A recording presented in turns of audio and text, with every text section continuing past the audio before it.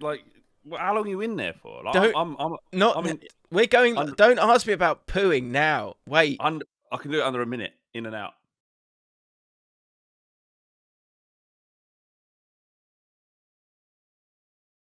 Take so long in there.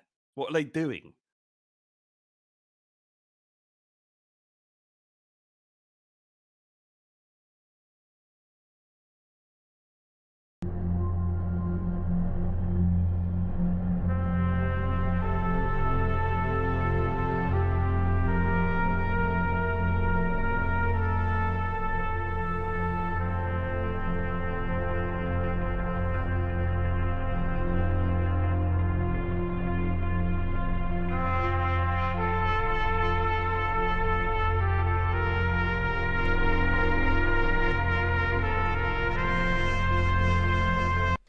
Come on. And we're back. Harder than ever. Isn't that right, Flav? Flav? Fuck me. Hello? Hello, mate. Look at Flav there, looking all lean. We've been chatting about macros and protein, haven't we? Stop saying that. It's not true. I don't feel it. Don't feel it, Jim. Right. But healthy, innit? It's getting healthy. How's it? Look, it's a new season. Yeah, look. What a difference a year, mate. Mate. This time last year, I was like, I don't want to do it. Don't want to do Jaffin. Don't want to talk about football. I'm going to become a hod carrier and work on a site and get abused. Yeah. That was my new career path. But just smoke and look moody? And people go, whatever happened to that Flav? He doesn't say anything. He goes, Nuno Espirito Santo became the manager of Spurs, and then we just never saw him again. It's not. It is looking a bit dangerous for you, though, Flav. I don't know if you're aware. I don't know if you're aware of this. Tottenham in the relegation zone. He's got to go, isn't he? He's got to go, isn't he? Currently 18th. Better than that, Jim. Struggling. And that's the kind of banter that you will find on the James and Flav for Now podcast. For those of you who aren't sluggy wuggies, that won't make sense to you. What's that? Oh! That is the sound of success, Jim. That is, with a high quality coffee making machine that Flav has. For anyone who's new to the channel, because I think we always need to do this at the start of the year. Yeah. New to the channel, this is Flav. Flav is one of my best mates. And me and Flav do a podcast. And for those of you who know, there are a lot of inside jokes. And what I thought I might do, this is just as a warning, guys. This is a reset pod. Guys, because it's a new season. But there are a lot of in-jokes. If you do want to go back to the start of the entire thing, good luck to you. But just to give you a slight flavour, I thought... What season is this? How long have we been going now? 4 or 5? 4 or 5, I think. On your channel? Probably 3 on my channel, I think, and then 1 for the weekend, maybe another 1. But yeah, so if you don't know the podcast, you're not aware of the flavour, because I did think, people are excited about it, and then I thought, Flav, and I don't want to bring it down. I thought, why are people excited about this? But then this kind of, if you need a flavour, this gives you a little bit of a flavour. Now, this is the running order for last year that I've got rid of. All the sort of comments that we put in here, because basically in the comment section you guys provide the running order for the next week from the funny bits. We have some possible new bits. As I said, this is a reset pod. But just to give you a flavour of some of the stuff that we talked about last year, these are the top lines. We've got Jim Big Laugherwood, football mysteries, happened but didn't happen, slugs in the wild, quotes of the week, new bits, footballer side hustles, random teammates, biggest bottle jobs of the year nominees, but nobody was harmed. If I could turn back time. Buffet chat isn't even on here. Shark facts, beating the system, Seagull news, yeah, unwritten rules, which was a big one last year. What does your fan base look like? What? Home wins, Flames advice, creepy, but I didn't mean it. I don't remember any of this. No, me neither. And I've got Samisms, of course, as well, which have continued on. Wonderful. So welcome to all the slugs who are in the chat right now. Should we? Are we doing some football chat, Jim? Well, I mean, in an exclusive first, Flav puts forward the idea of football chat. Who are you? I mean, do you want to get this giddiness out of you? Because I'm starting to think, Jim, that your channel is blowing up. Right, you're nearly 200k, and I don't want this to be the thing that stops, that hinders your progress. I think that ship sailed. But this is the year I get cancelled, though. Definitely. And James, I'm quite excited about the football. What? I'm quite excited about the football coming, and I mean that could well be very different. At 5:30 on Saturday evening when Southampton have beaten us 1-0, despite us sort of dominating for 80 minutes. Because this is the hot spot, isn't it? The hot spot of optimism is right now. Yeah, we know nothing. All you know is what's on paper, but it doesn't mean anything. And a week ago it was me. I was like, no, do you know what? I think we're in good shape. No, I think we're in good shape. Sorry? How are you doing? We lost our first game. Yeah, let's not concentrate on that. In terms of assumptions, actually, we're going to read out your assumptions. So if you put the word assumption and then write it down, try and be as funny as you can. We're going to read out loads of those soon. My assumption is that Mick Beale will be the first manager to go. Because I'm excited about him, it'll just turn into a mess. But I did say a week ago, enjoy today, guys. This is as good as it gets. And my mate Dom, Brentford fan, messaged me yesterday going, do you know what? I'm feeling optimistic about it now. I think I'm all right about Brentford. And I was just thinking, we all have to. You have to, don't you?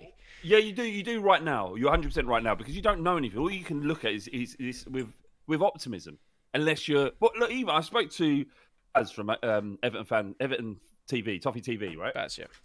And he and I said, "Oh, you can't be worried, aren't you? He's going to go. He's going to be first sacked, hands down." And I'd be interested to know who you think will be first sacked. But he said, "No, I'm actually quite confident."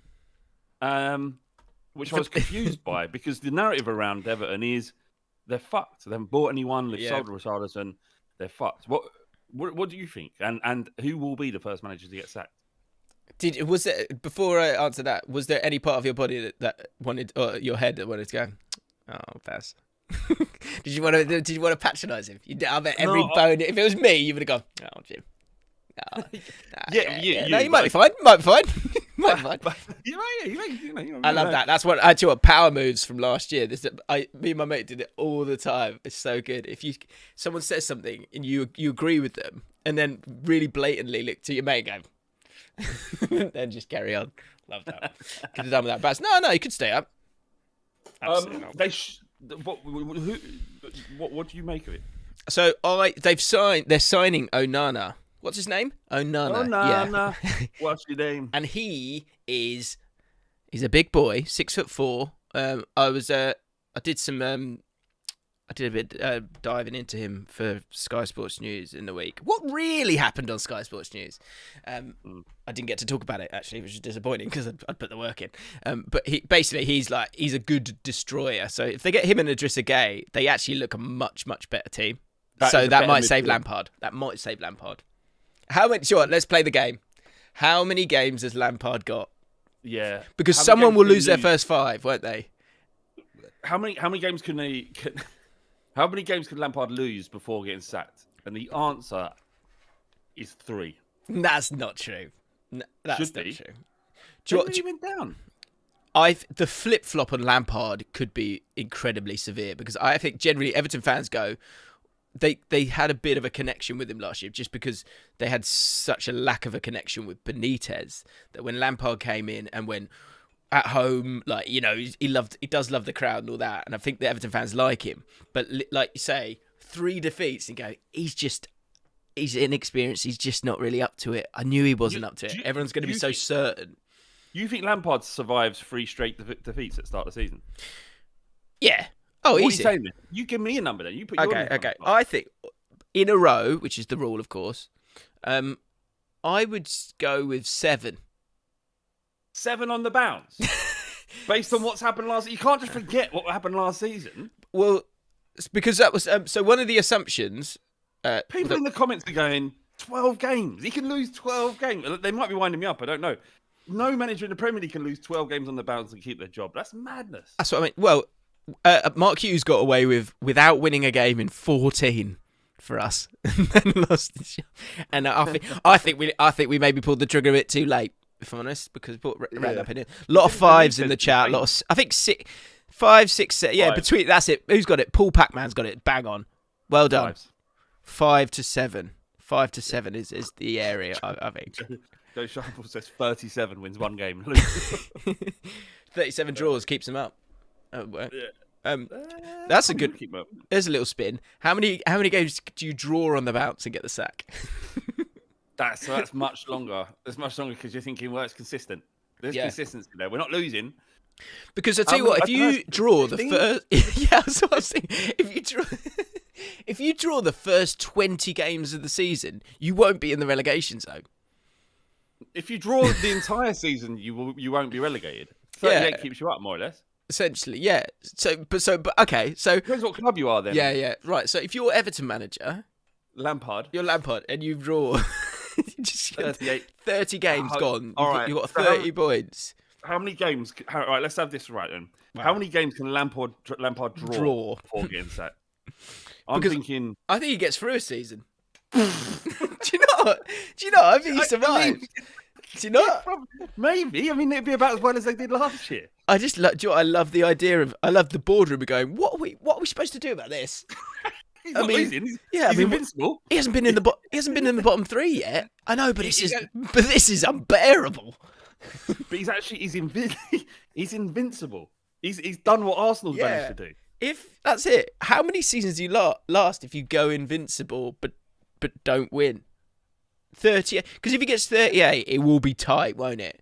So it'll be getting to. Because he'll get. I think he survive. He probably gets. Say this is the problem, right? He gets to 30 games comfortably, in my opinion, if he draws every single game, right? No, does he? Yeah, because he won't be in the relegation zone at that point. But the problem is that they'll be going, this can't carry on. What do we do? Which is unprecedented. Yeah. I don't know. I've never seen anything like it. But we can't sack him. He hasn't lost a game. Lampard go, I just feel like it's coming. I feel like. Do you know what I mean? Because that's the thing is everyone could go and go, well, yeah, exactly. You haven't won a game yet. We haven't lost a game. Get off my back. Eternal Frank. I agree, James. I'm not talking to myself. There's someone in chat called James. 30 gets maybe you do in the summer. That's it. You get through the season. He survives, but survives with such a whimper because there's actually no victory at any point. Just grind out a 38th draw, and then in the summer they go, we can't. We'd rather go down, Frank. This can't go on. The thing is, if it's Norwich, you take that all day. Yeah, but Everton's expectations are higher than just scraping relegation. So I'd say after about 12 to 15 draws on the bounce, that he would have to. Is Tom Jordan in the chat? Tom, if you are, could you just reveal yourself? Because Tom's a Bournemouth fan and he's a moist slug. By the way, we have a Patreon page. If you want to get involved, less than a London coffee or pint. You can join us for our mailbags, which we've been doing throughout the summer. They're all there and ready and available, so you can go and enjoy them as well. So if you want to get involved, Tom Jordan, who is in the chat, fantastic. He is a moist slug. And so let us know if you think that's been a good decision, Tom, or if you're regretting it. Don't say the second one. But here's my question to you, Tom. Tom, would you take 38 draws? And, staying up? Because I think you're right. It depends on who you are. But so my first question, would you take the 38 draws? Second question is, would you take that for 3 years and 3 years of Premier League solidity? It's not worth it. It's not worth it. To remove the. But it is worth it. Money-wise, it's completely worth it. Yeah, but to exist as an experience, as being alive, as feeling something, it's not worth it. The Bournemouth fans in the crowd go, "This isn't living." Is it? Don't feel alive. I just need to feel something. Yeah, is this a fever dream? Best decision of my life. 1,000% take that. Survival is all that matters. We're only little, Flav. So I met Tom the other day, and how'd it go? Well, he goes, I know what you think about us. I know you think we don't matter. And I was like, what? I don't think I've ever said that. And then I thought I probably have said that several times. But it was a stark reminder that there are people are watching. Yes. Oh, mate. Yeah, it's really scary that.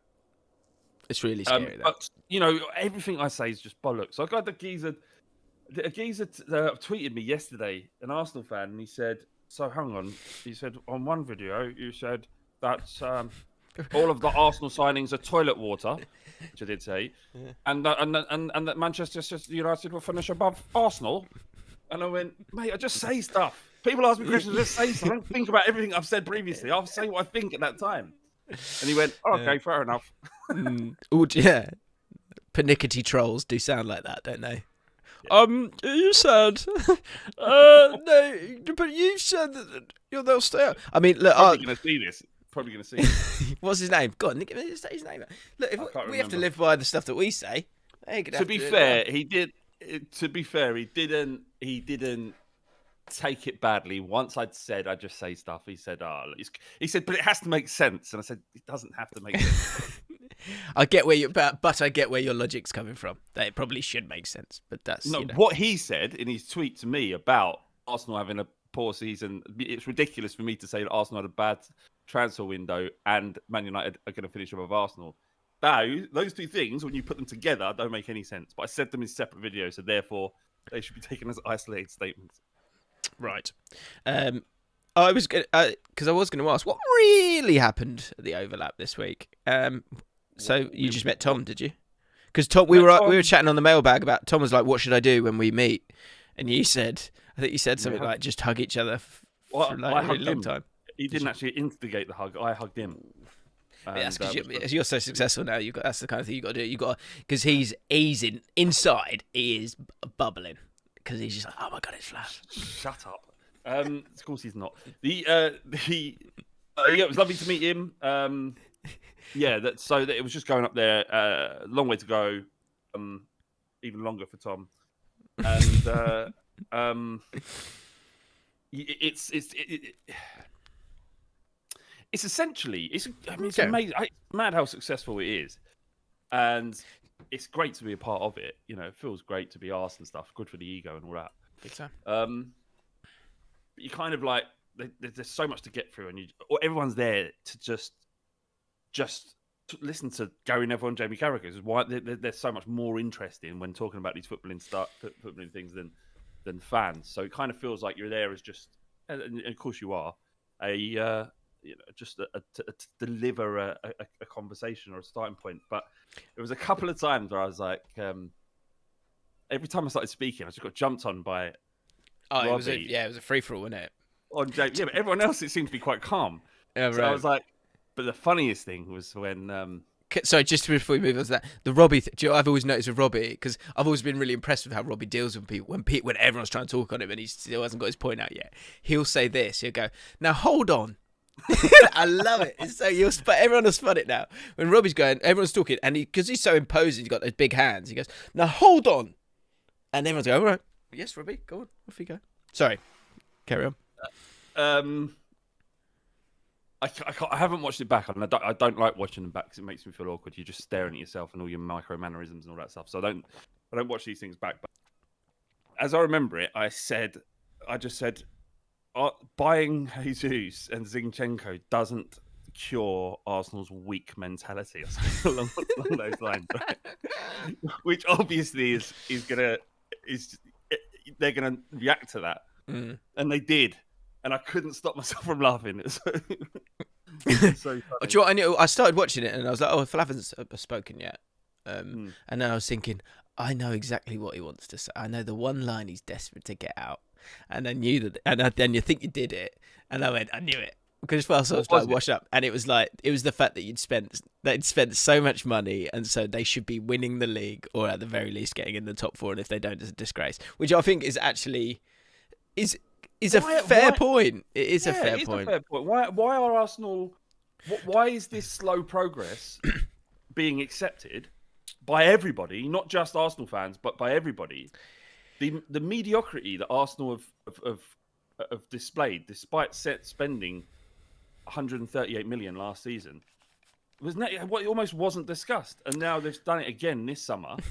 Admittedly, they've still got time to sell players like Pepe and stuff, but how much are they going to get for him?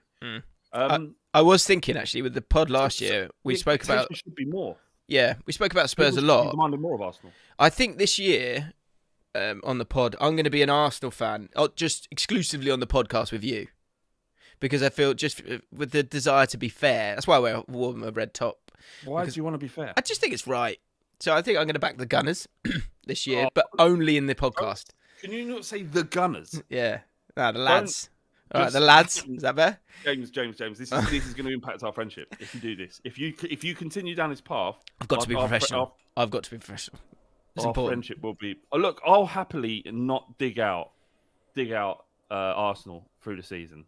Can't have you backing them all fucking. I just apply encouragement and support to them within the confines of this podcast. Outside this podcast, I'm not into Arsenal. I'm not backing Arsenal. I have no feeling towards Arsenal. Okay, but in the podcast, just so we can have a bit of parity, I'm just gonna get behind the lads.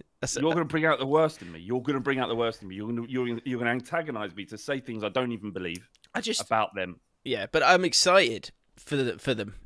And I think it gives me an opportunity to be a part of it, you see. All right, just fine. to keep you Let's move on. Normally, outside this podcast, but in this podcast, I think Arteta's doing something really special. Have you seen All or Nothing, any of it yet? Hold on a second. All right, Robbie. Blender geezer. Sounds like an idiot. He has given $5. Can I have half of that? Yeah. Yeah, thanks. Spurs have spent 749 million. How do I stop this? 749 million in 10 years and haven't won a trophy since 2008. Correct. Mm-hmm. I won't worry about Arsenal's slow progress for you. Oh, nice little pat. That was lovely. No, but he thinks I'm worried about him. I'm not. You should be more demanding of the money that you spend. Not going, well, he's building. Trust the process. The process that you finished fifth twice. Or is it actually? I don't even know where you finished last year. And the fifth, wasn't it? That was just behind you last year. Yeah, last year, the year before that. Oh, but eighth. The reality is, eighth. Wow. Blender. The reality is, it's not really, and this comes from your own fan base. We're talking about net spend here, boy. And £230 million is a lot of money to spend without recouping a single penny. And so your expectations should be high. And if I was an Arsenal fan in this instance, like God forbid, I'd be like looking, well, we have spent loads of money. Like this is kind of money that Liverpool, Man City have previously spent. Huge gains made there. You should be expecting the same from Arsenal. And that I am rattled. I'm embracing it. Yeah. I cannot never be rattled when talking about Arsenal. It's just expect it. Cry more. Cry more if anything. Yeah. What I would say, here's a fair one. It's a calm take on Arsenal. Within the next 2 seasons, right? Arsenal.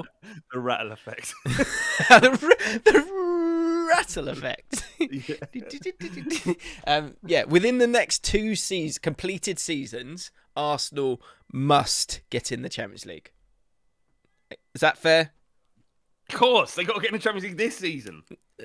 I think if they get closer this season, then that's as annoying as that is. That's enough. Well, how close you can get is 1 point away. How close can they get? It's got to be in there this season. Okay. With All or Nothing, I'm really Fam started watching it with me. Why are you laughing? I'm just getting absolutely annihilated. You're lovely. Flav the rattlesnake. Have you? So you need to watch the first couple of episodes because Arteta is very impressive broadly in it, right? But he does it before the North London derby. He does this. He does this speech, and when he does his speech, he likes to get the sort of clip picture, board, so he can do a sort of presentation of something. Yeah. And he said, so it's before the Arsenal game. He says this is about 3 things. This, and he draws a heart, right? So you only see the heart. Have you seen this? I thought it was a Photoshop. I didn't realise it was real. So he draws a heart, and then he goes, and this, and he draws a brain. Right? And then it pulls out. They're holding hands. And the point that he makes is fantastic, and it obviously works, and they win, right? But the fact that they gave him little legs and hands, and they were holding hands. Oh, and Fam, who was watching it with me, she was like, it's a bit weird, isn't it? I was like, if that doesn't become a meme, I don't know what will. I can't believe he drew hands. It was so good. I thought it was a Photoshop. It was posted in a group, and I was like, that's not real. What do you make of him then? From the start, speaking from an Arsenal fan within this podcast, as an Arsenal fan. You're not an Arsenal fan, don't say that. He, mate, he's smart. He's very, very smart. You forget he's 39. He's really young. And the thing is, you're right. The spend that's been made is huge, right? But the profile of the players, the age of the players, gives them now 4-5 years, if they keep that squad together, for them to grow. And from that point of view, it's a very smart way of getting yourself set up. And now Arsenal should really be spending very little in the next few windows. And it sounds like they've gambled on these bunch of players. They've invested in these players. I guess it's always a gamble signing any player. Effectively, just a different term you use there. The question is what is the ceiling of the squad? But if you have a look at the pre-season, which means nothing, but it means something as well, is they do look pretty fluent.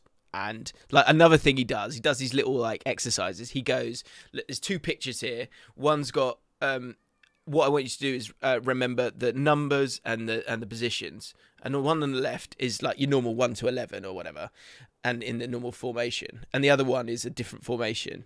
And the point he's saying is that you need to not even have to think about it. And if you don't have to think about it, then we'll be a better team because you only have a second in a football match. And that is his end goal, I think. So you know what the Arsenal team is going to be pretty much now, and they've got a little bit more squad depth as well.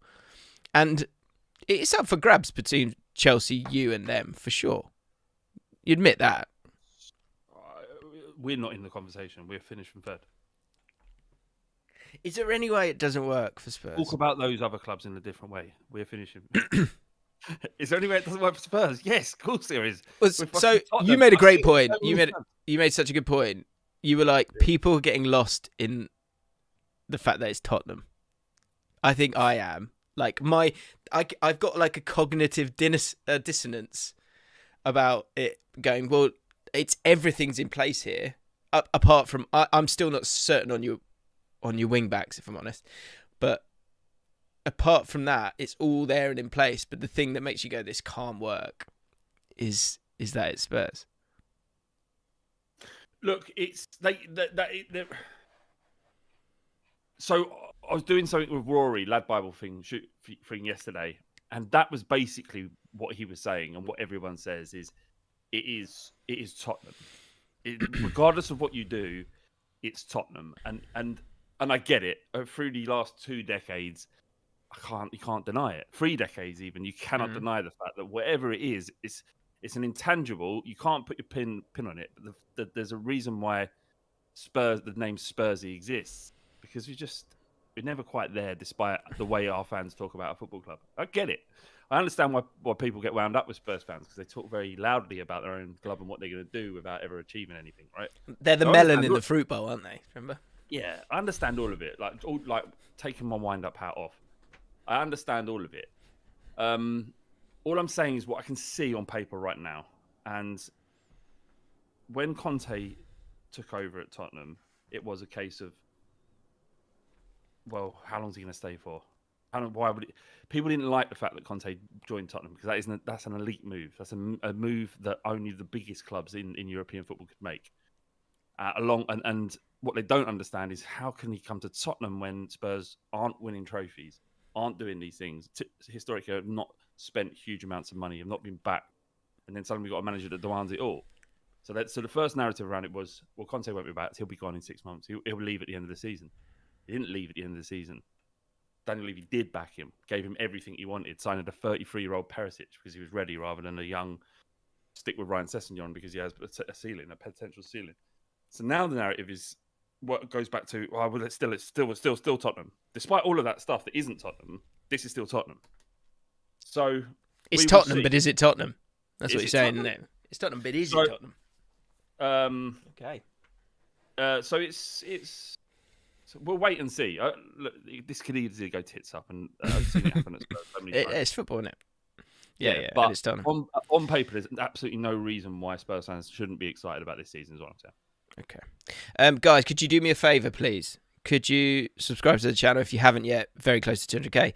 And 1,892 people watching right now. Could you just do me a favour and hit the like button?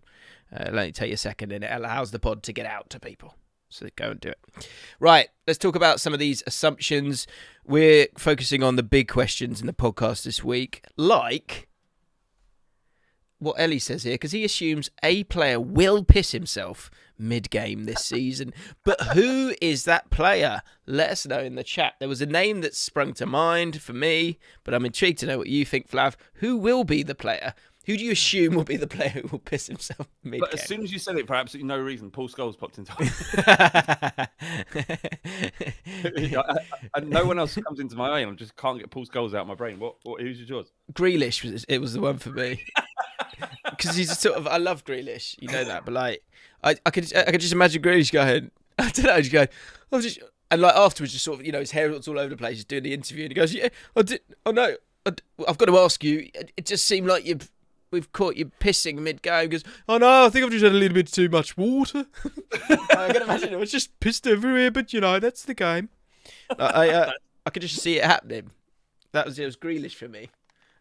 Sid Taylor, Aubameyang on debut for Chelsea. That's hilarious if he goes there. Jack Wheelish says Brewery. Good. Luke Shaw. Why Luke Shaw? I love this. Why these names? Why James Tompkins? Why Ben White? Why Lindelof? Why Johnny Evans twice? Bizarre. So let us know. Who do you think's most likely to piss himself mid-game this season? Tim Sullivan. Oh boy. Active and blind. With both of you and Flav getting married, Flav's getting married soon, you start to get the itch, and we see a return to Twinkles. If you know, you know. Sparkles. What was Sparkles? I can't remember that now. I think he's just getting his Twinkles, isn't it? What's he saying? That we're going to get the itch and leave? No, we're gonna get back. Twinkles is going to come back on the pod. I don't know. Rico Isles, MOT. I assume the question will be asked. Which Premier League club will face an embarrassment after their TikTok account releases a club-specific TikTok, piggybacking off a current meme just slightly too late when the meme is less than irrelevant? And why will it be Brighton? Okay. Flav won't be able to name more than 5 Bournemouth players. He will also be bored of football by around February. Can you name 5 Bournemouth players, Flav? Solanke? Yep.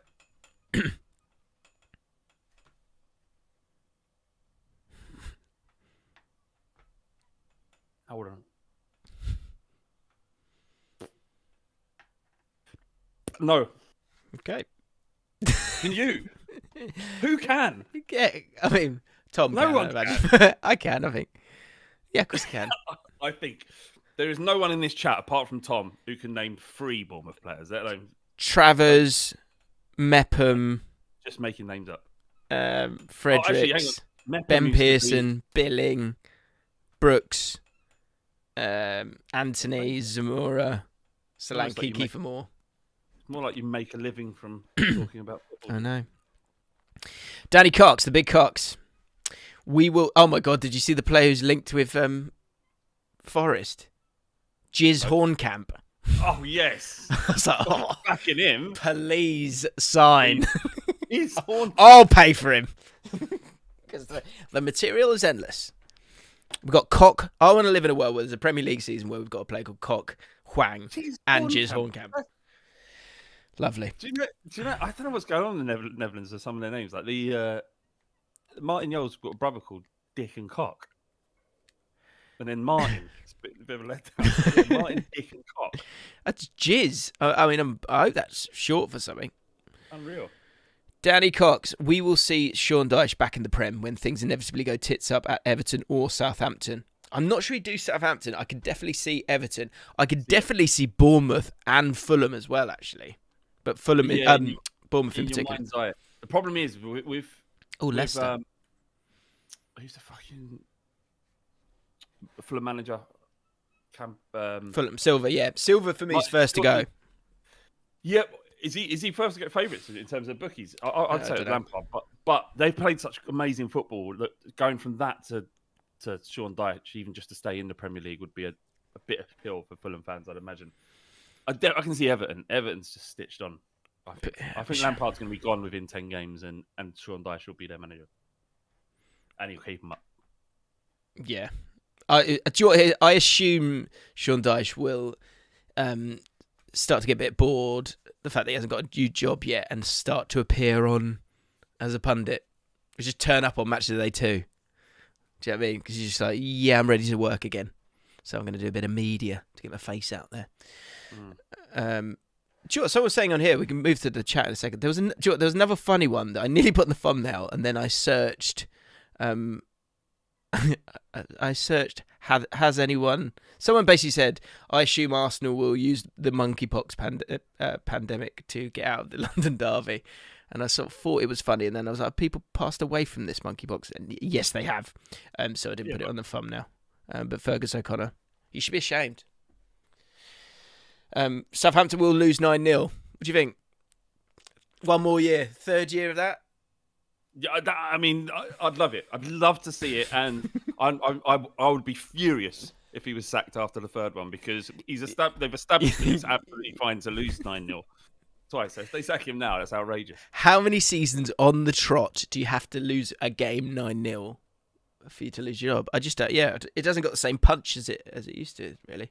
That could easily happen against Man City. Could easily lose 9-0. Yeah.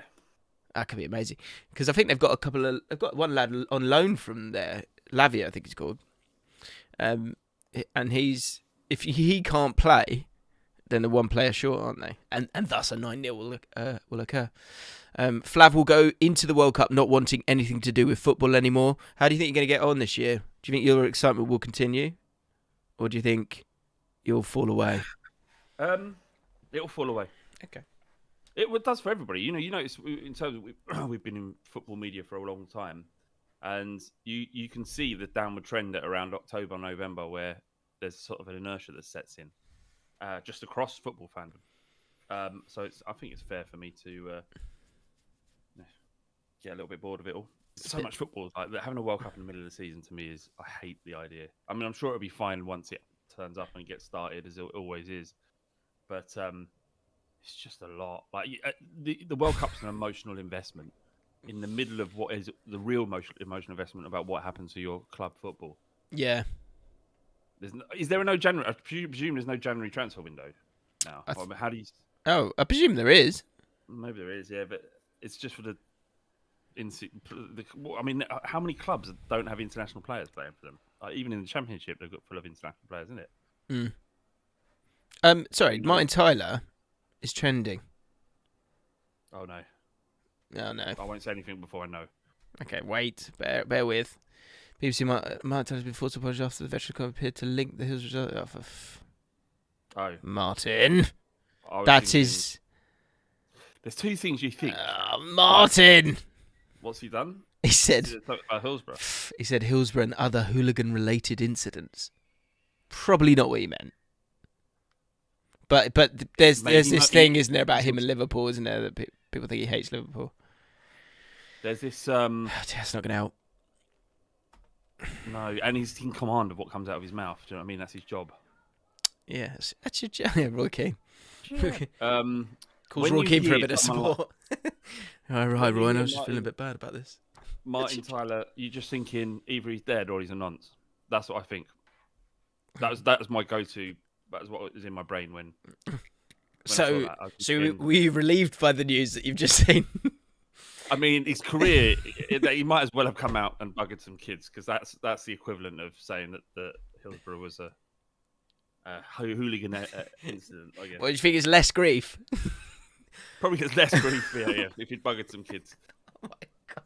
Depends how many kids. 10 probably be equivalent. How many? How many kids has Martin Tyler buggered before he gets cancelled? Or me. Right.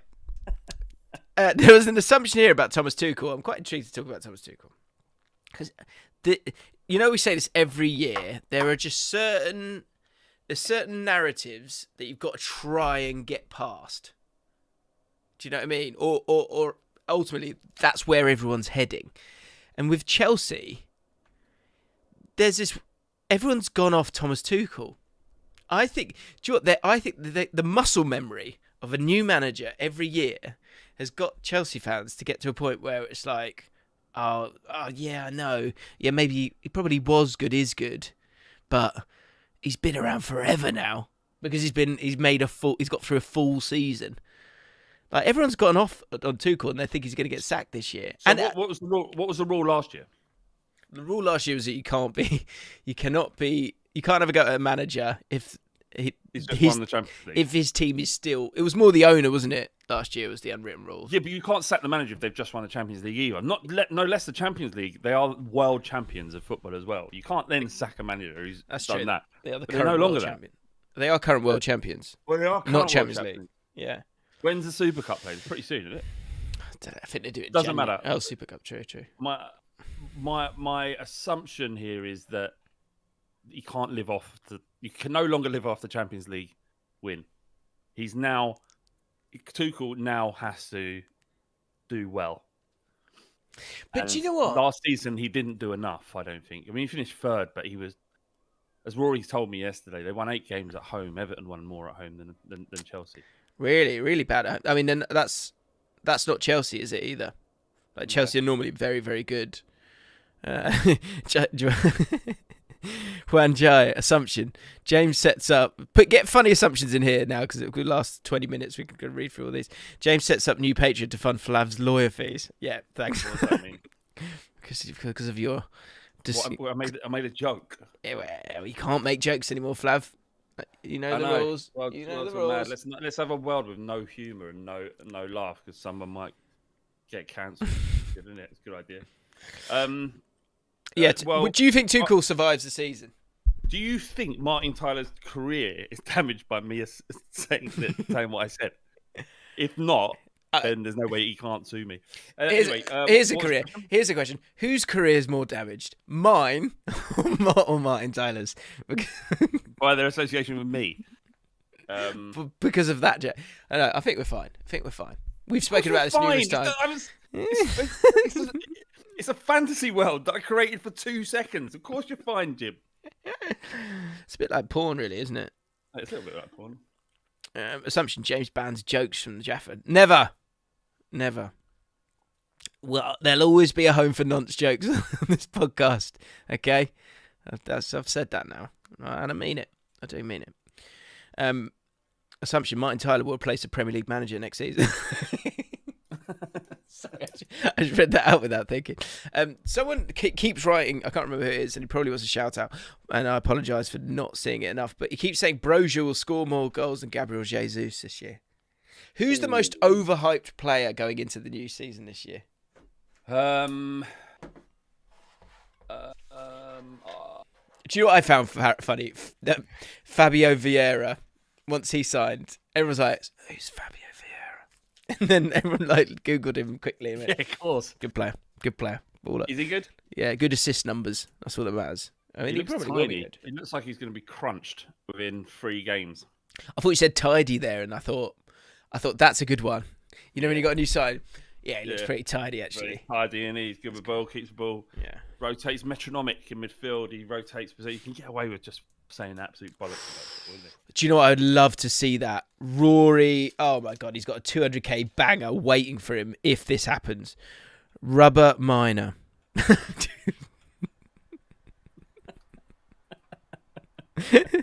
you know what, mate? I could have done without that. I could have done with that not being your name off the back of what we just been talking about.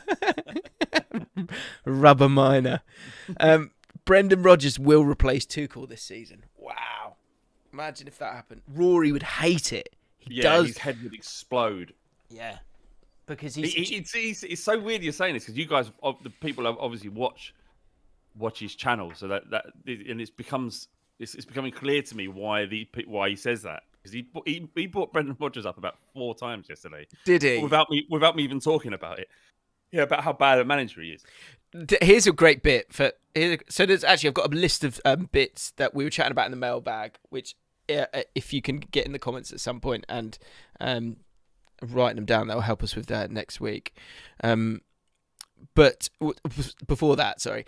Is that who's the sort of player or manager or general opinion on football that you have that you're not even sure if you have it anymore, but it's just you've had it for so long that it's too late to go back on it?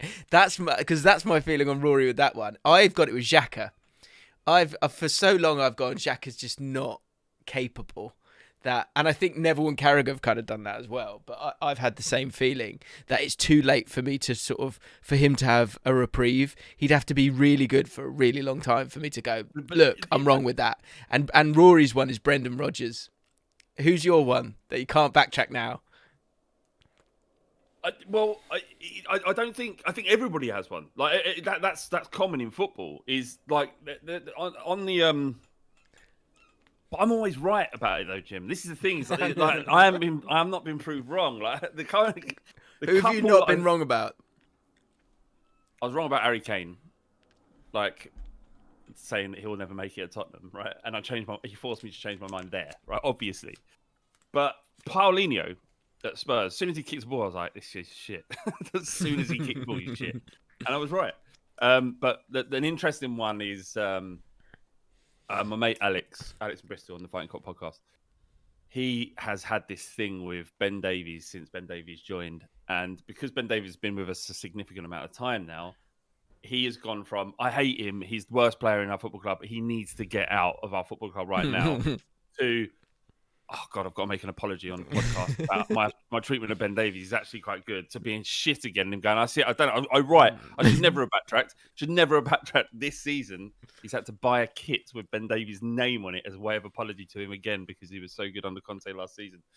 So it's a football fan's prerogative to not have to change their mind in the face of facts. Yeah. We're allowed to say it. We're allowed to do it. Yeah.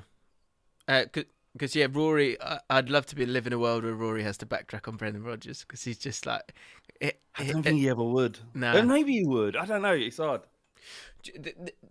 I always love the phrase, if you want to be right, be a pessimist. If you want to be... Yeah, like 100%. That's so true. And I'm not saying Rory's a pessimist. I'm just saying with Brendan Rodgers, he just has that feeling. So if he was to be Chelsea manager, I'd just love to be a fly on the wall where he like sets up for his video and goes,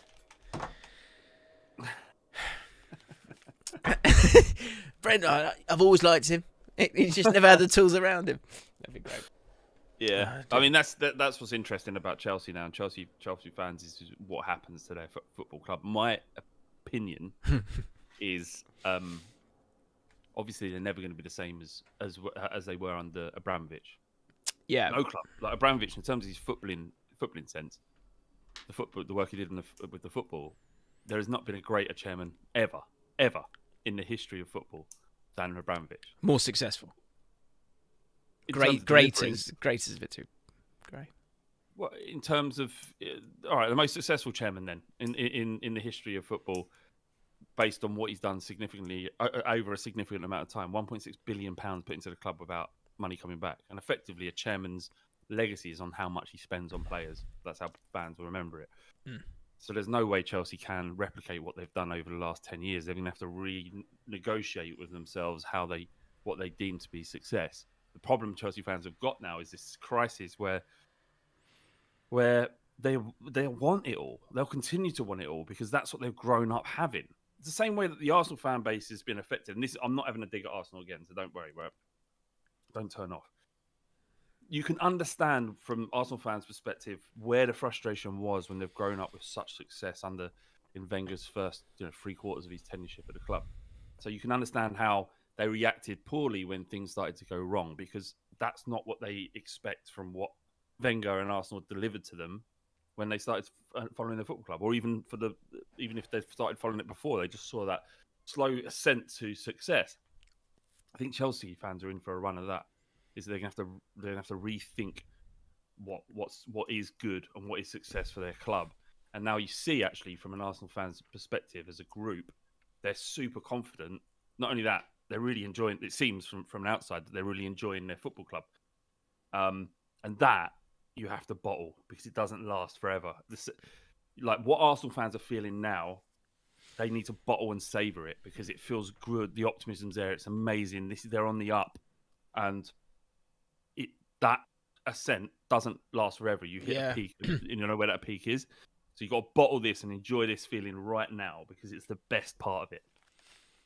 Yeah, it's being potential, isn't it? Being potential is the best bit. Best feeling in the world because you don't know where the top is. I mean, I'd imagine just to top it off, winning something would be great as well. But I have no idea what that feels like. So it's this moment is fantastic. And Chelsea, in my opinion, are on the other side, and their ascent has been gigantic as well. It's similar to what Tottenham, Arsenal's, but the slow descent, I think, it's different. They're not gonna, Arsenal were a normal football club. Chelsea were never a normal football club. They were financially doped and achieved their successes in different ways. And don't get me wrong, if you give it to me, I would have taken it. 100%. I would have taken it. But it didn't happen to me, so I can sit on my high horse.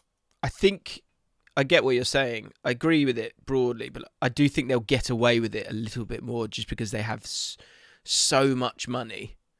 And also like such a stable of talent that they continue to kind of make money out of, or are able to bring in, Reece James, Mount. Like, I guess the only difference, which I've said in a video this summer, is like I think they could go about it a bit differently and then enjoy the sort of fruits of it. Like if Tomori was still in that squad and Abraham was still in that squad and all these players were still in that squad, they might not it might not be as frequent in terms of challenging for the title. But if you'd be able to do it either every 3 or 4 years, or you might have to wait 3 or 4 years and then be able to go for it for 5 years. Again, going back to Arsenal, as an Arsenal fan in the podcast, that's what they're trying to do with the money that they're spending. Like they're hoping that now this is kind of the set and forget of it, to use an FPL phrase, and the next 4 or 5 years, if they can hold on to, that would be the next thing. Can they hold on to someone like Saka, who's obviously an Arsenal fan? He's been there since he's 8 or whatever it is.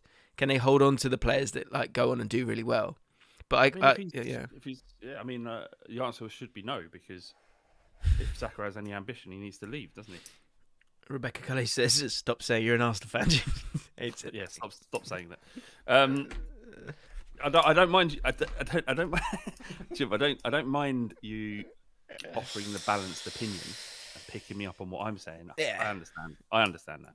But don't call yourself an Arsenal fan. Got to commit to it, though, yeah. No, not that bit. I'm a fan of their business. Good.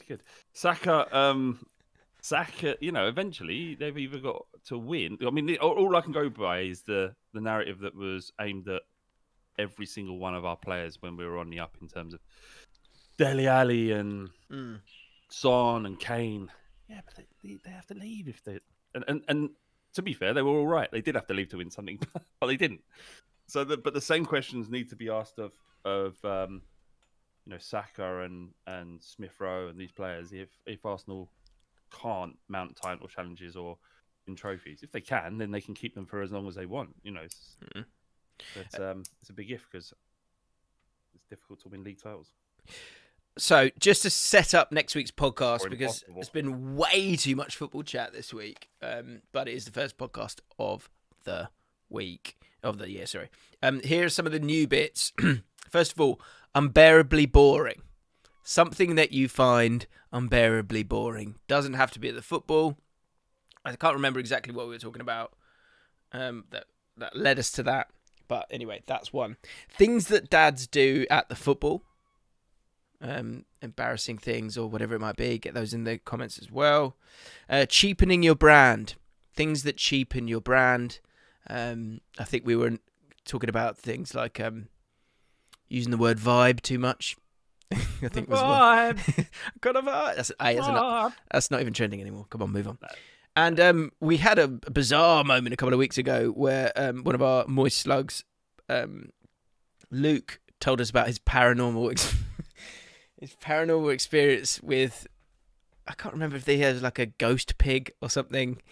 That, do you remember? Luke was just telling us how he was like, when he was a kid, he'd spotted this ghost pig or something. Anyway. Why are we talking about it now is what I'm asking. The reason talking about it now is because I found it funny, and I do not believe in paranormal experiences, but there's people go, oh no, it's real. I've seen a ghost. It turned the light off or off. No, the power cut out, mate. But I want someone to convince me that of their paranormal experience. Sending. Well, I want video evidence. I don't want someone to explain. I need some actual physical evidence because I don't really believe in it either. That would be good. By the way, I forgot to play this at the start. And actually, that's the other thing. Someone, hopefully the person who sent me the very important video around May time, just as we'd finished the podcast, it was groundbreaking footage. And I can't find it. It was on Instagram. You know who you are. Can you send it to me again? And I can show it on the podcast next week. It was special. But also, this is Riley sent me this actually the other day when we said that Jaffin was coming back. Flav, hopefully you can hear this.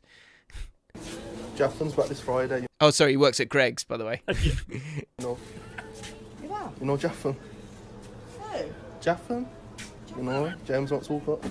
Moist slugs and all that. Jaffin's back this Friday, you know. Jaffin back Friday, Loved it. It was the bit at the end. Play it again. It's the bit where he cracks himself up. Jaffin? You know, James wants to walk up. Moist slugs and all that. It's like listening to someone having a stroke because it doesn't make any sense to the person. You okay? Yeah, moist slugs and all that. Moist slugs and all that. Wicked, mate. That's a bit. Can you video yourself getting Jaffin type conversations into a regular conversation? yeah. Jaffin what? Like that. Jaffin what? You know, Jaffin. I love the fact is that his boss? He's gone into the office and went Jaff. Yeah, I think he's gone into. This is the what's the word? Like it's in the back bit where they can all sit. Yeah, he's just gone. Jaffin's back this Friday. You know Jaffin? You are. Jaffin? You know, James wants to walk up. Moist slugs and all that. And the other person's looking at him like he's mental. Love it. I love that. That was wicked, Riley. Nice one. Oh, More of that. Do that with Jaffin. What can you call that bit? Jaffin. Jaffin in conversation. Sure. Jaffin in conversation. Jaffin in conversation. Right, guys. It is glorious to be back. It's nice to chat. That was a lot of football chat, and we apologise. Yeah, but it's the start. It's always the reset pod is always football related, and then we build out the podcast into its true self but you can't force these things. They just have to naturally work their way into the pod. Don't worry about it. Agreed. So Slugs in the Wild. That's right, Fogel. So that is Slugs in the Wild. Just the video version. So get involved. Video version of Slugs in the Wild, yeah. Okay. I'm still looking at Riley's. Speaking Japanese. That's it. That's it. Speaking Japanese. Japanese. Do you speak Japanese? That's brilliant. That's so good. Right. Who said that? There's a few people. Sker Pullman. George said it. Machiavelli. You know what's so great? It's just having the people watch this. Is you come up with an idea, or someone says something, and then you're like, what should we call it? And then there's just these like 1,000 brains working all on it at the same time. It's amazing. Right. Great to be back, Tim. It is. We love you all. We love this community. We're excited to be back. I've been excited for weeks to have a good chat and start crying on camera with laughter. That's what it's about. Hit the like button on your way out. Subscribe to the channel. There's a link to the Patreon if you want to get involved. I think, as I say, it's $3-4 a month, which isn't a lot. But of course, if you don't want to, don't worry about it. Can I just do a quick plug? Yes. Can you go and listen to my podcast, No Holds Barred Interviews? There are 25 fascinating interviews that I've done with fascinating people, including porn stars, owners of brothels, and other interesting stuff. No, honestly, it's what are you doing? I'm trying to find it. Interviews. There is a No Holes Barred. Okay. No, there's there you go. That's it there. Oh, right. Yeah. It's got yeah. Okay, good. Go. Say it again. No Holds Barred Interviews. Can you scroll down a little bit? So this one, there's one about the sex worker who's worked in the sex industry for 7 years. That was fascinating. A dating coach, a guy who coaches men how to successfully woo women, but in a wholesome way. Brain doctor, how the brain works. That was a good one. That's cool. Yeah, it was fascinating. The porn director was an interesting one because he went from a college graduate to to ending up working for Brazzers. Don't lie, you know what it is. We all know. And let's scroll down one more. Other stuff. This woman, a war nurse, she was a nurse in Afghanistan. Some fascinating stuff there as well. So yeah, tons of different interviews with interesting people. Please go and click and subscribe to it. It gets updated regularly. Love that. That looks amazing. I love the artwork as well. Yeah. Go support your boy Flav, and go forth and enjoy the season. And yeah, last one from me. Thank you everyone who's been around this week, who's helped. And final shout out to Love Chat XYZ, who apparently has the best adult dating site. Thanks a lot. Sorry, that was in the chat. It was in the chat. The old sex bots are back. And we're back.